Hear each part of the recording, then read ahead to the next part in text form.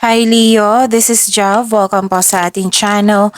Gamitin ang reading na ito bilang gabay lamang. Kung naka-resonate kayo, comment down.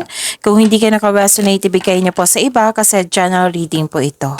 By the way, Leo, this is your weekly gabay tarot reading from July 7 to 13, 2025. This is for you, Leo.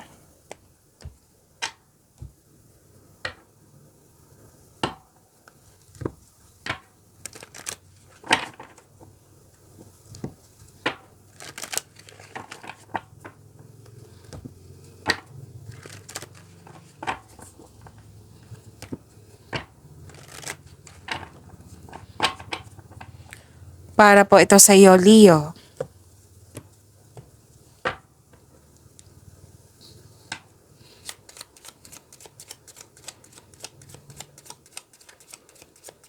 Maraming salamat po sa inyong patuloy na suporta at maraming salamat din po sa mga hindi nag-skip ng ads. Sa mga hindi pa nag-subscribe, subscribe na po kayo at click bell notification para malaman nyo na may bago tayong video.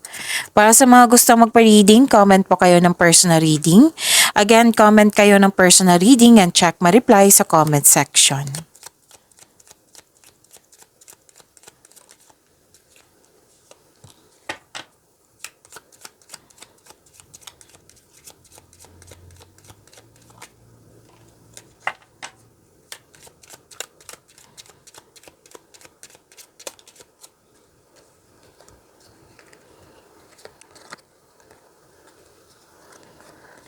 Okay, may transformation at ending with new beginning.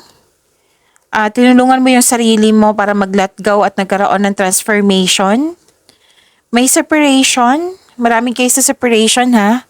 Pwedeng literal, pwedeng long distance, pwedeng end of contract, closure, tumiwalag, umiwas. Okay? At may malalaman kayong sekreto.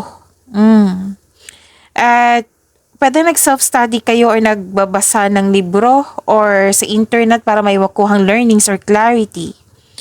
And you have the power, authority, and protection. May nag-uusap dito sa na business, big business or career and finances. May malaking influence ng isang mother figure.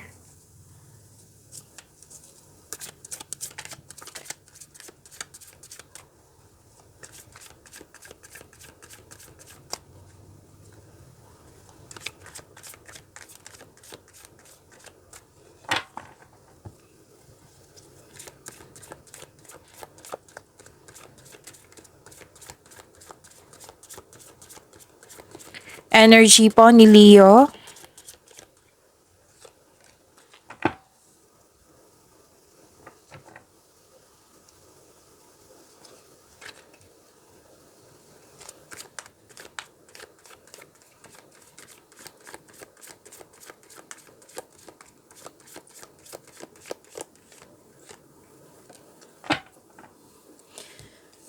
Reminder po para sa lahat, lalo na sa mga bago dito. Kung may napansin kayo na repeating message, meaning to say, pinupush ng course niyo yan. Like for example, nanood kayo sa isang video reading natin at dito rin sa weekly gabay tarot reading nyo. At may napansin kayo na repeating message, yan po yung pinupush ng course na kailangan yung bigyan ng atensyon, solusyon at aksyon kung maaari po. So ano yung energy ni Leo?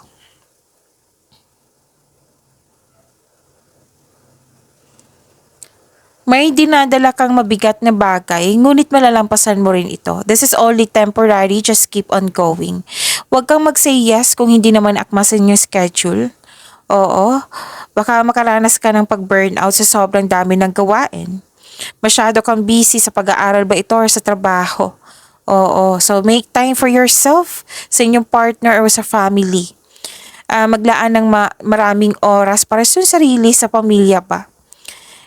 Sobrang busy mo, makakaranas ka ng burnout na sana'y ma-overcome niyo po ito. Ask for help para hindi mo dala lahat yung gawain. And huwag kayong mag-alala kasi nakikita ko naman dito, this is completion of cycle eh.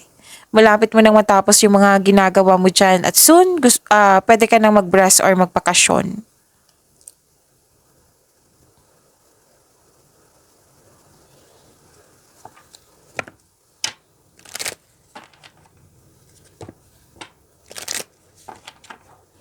Ito yung celebration and togetherness, may community and full of creativity. So, busy nga kayo. Dalawang card na mismo nagsabi dyan.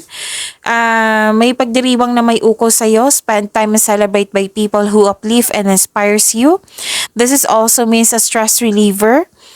At pwede din may magaganap na groupings or collaboration or teamwork. At ang mga taong ito ay very supportive sa iyo. Okay? Tapos, pwede din magkakaroon kayo ng outing. Or company outing. So, celebrating with good friends or this group of people, pwedeng family mo, is what you need most right now. So, this is celebration.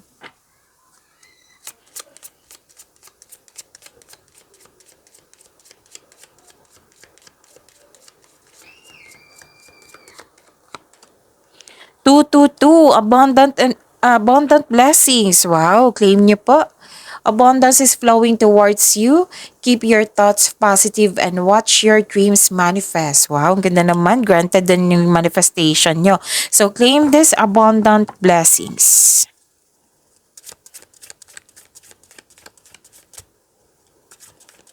Okay, kunin ko na to for your career and money. Okay, kunin ko na to. Dalawa pong lumabas. Okay. So, andito po si Angel of Power.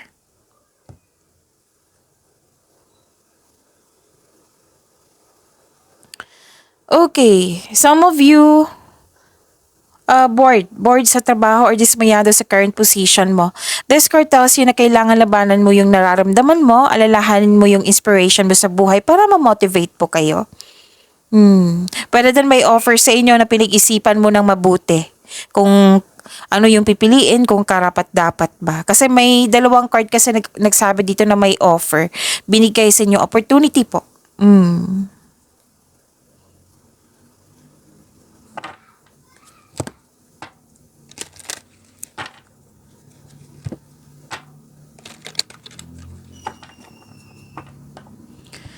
So this card tells you may parating na job opportunity or new source of income na maaring maka-enhance sa inyong kaperahan. Sabi po ng card dito, huwag palampasin ang pagkakataon na ito. Kaya pala ang lalim ng iniisip mo dito. Pwede na nag-enjoy ka sa current work or masaya ka sa katrabaho mo. O masaya or magaan yung mga kasamahan mo dyan. Okay? Kaya palang ang ilan sa inyo dito nag-iisip ng maayos kasi may pipiliin, may opportunity.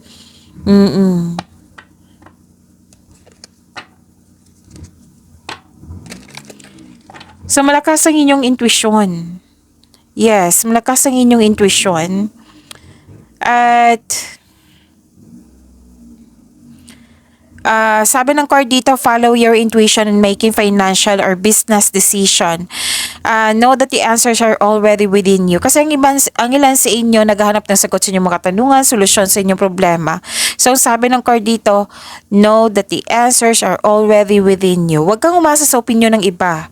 Pwede din naman na magtiwala ka sa opinion ng iba, pero dapat unahin niyo po yung sarili niyo. Kumbaga, trust yourself. Trust yourself and listen to your intuition. To attract more blessings, let us say the power affirmation. Let us say, I value my intuition and trust the messages I receive. Again, I value my intuition and trust the messages I receive.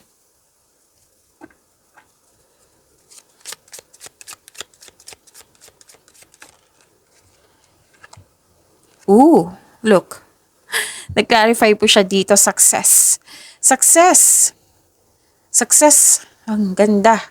Choosing the right direction and actively overcoming difficulties, you're on the right track. Nasa right path po daw kayo, Leo.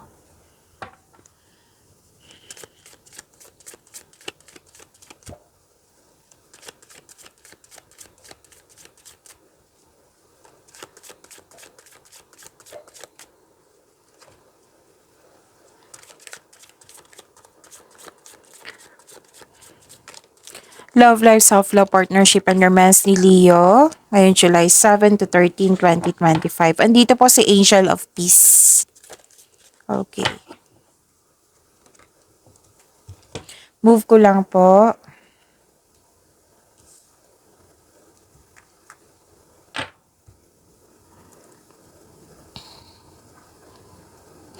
Okay.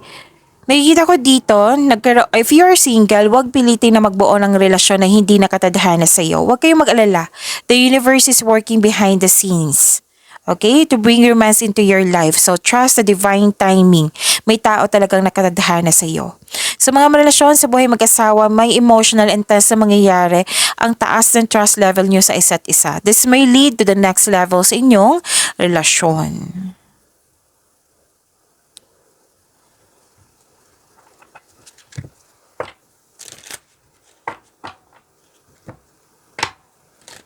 Sa mga single po, buhos ang oras nyo sa pag-aaral or sa trabaho. Kanina pa to. 'Di ba? Pansin nyo, kanina pa to yung sobra sa pag-aaral o sa trabaho. So, yun nga, balanse pa rin. Balanse kailangan dito. Balanse sa panahon sa sarili, panahon sa pamilya, panahon sa partner. Balansehin. Kasi baka naka-receive na kayo. Ano ba to si Leo? Puro na lang trabaho, wala ng panahon sa amin. Oh. So, yun, lahat kayo. Kailangan ng pagbalanse po.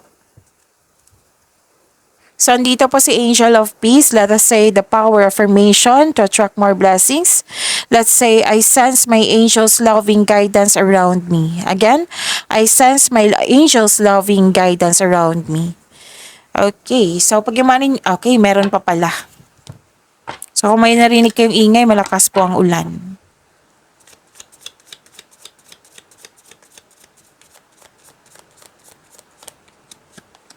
Destiny, wow! See, yung sabi ko kanina, may naka-destiny sa inyo. The reunion with your twin flame is a distant event. Wow. Pag-imanin niyo po yung blessings sa binigay sa inyo, Leo. See you tomorrow. Maraming salamat po.